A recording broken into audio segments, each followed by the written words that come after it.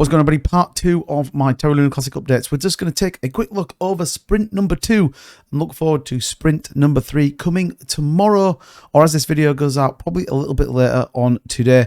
This is ultimately what the L1 Task Force team are on with, and we're going to take a look at how much this is actually costing us. So be sure to subscribe to the channel, keep up to date with everything going on in Terra Classic.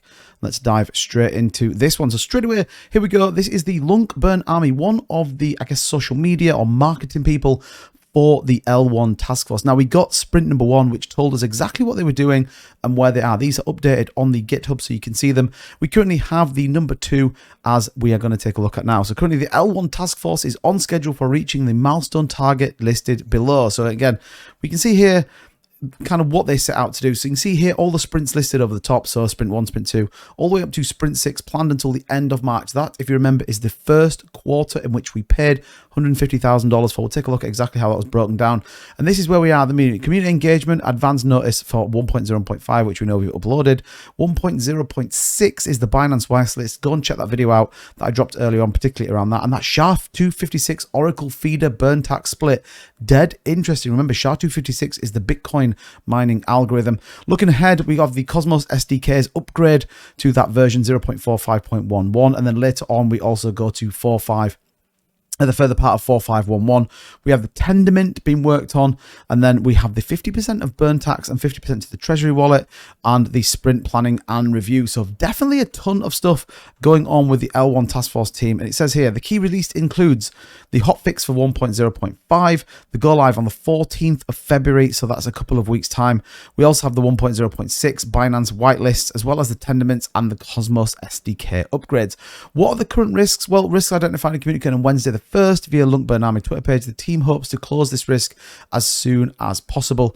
And then the sprint was very productive with classic release of that version 1.0.5 delivered to validators and central exchanges, and the 1.0.6 dependent on governance. And again, go and check that video out. That'll give you everything up to date. So if we take a look at what's going on from Lunc Army, again, go and follow this guy. This is where you're going to get all the latest from here. L1 development team, project manager, PMP Unity dev team, and founding member. So we have the community oversight committee updates announcement later this week to update on the final results of that community vote. And remember, this is a committee which ultimately will sit above the L1 team to kind of support and govern what comes out. The L1 team, very productive 2-week sprint, are looking forward to sprint number 3, which we get very much later on today.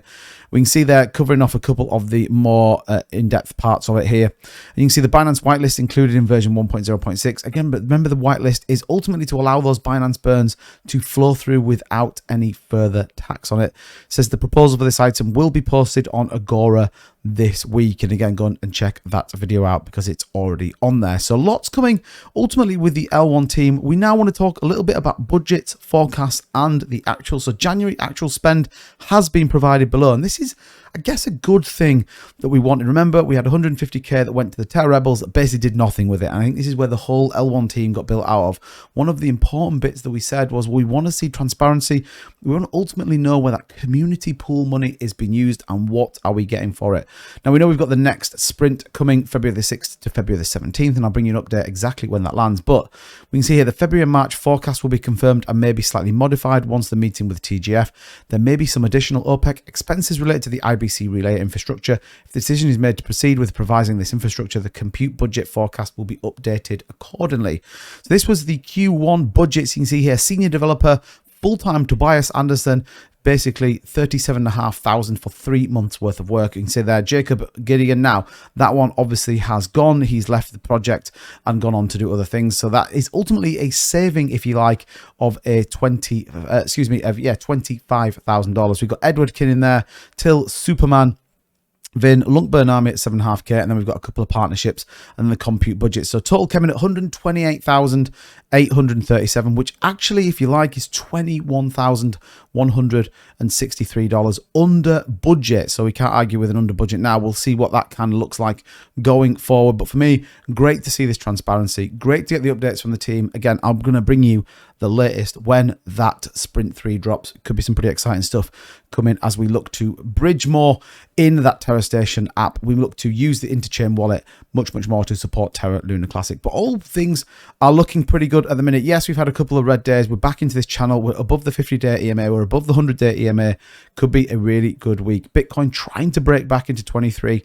We'll have to see. RSI looks pretty solid for Lunar Classic. But be sure to subscribe to the channel. Let me know in the comments down below, what do you want to see in the next sprint? What is on your mind as a Lunar Classic investor? And as ever, thank you so much for watching. Don't forget to like, comment, and subscribe to the channel. I'll see you guys in the next one. Bye-bye.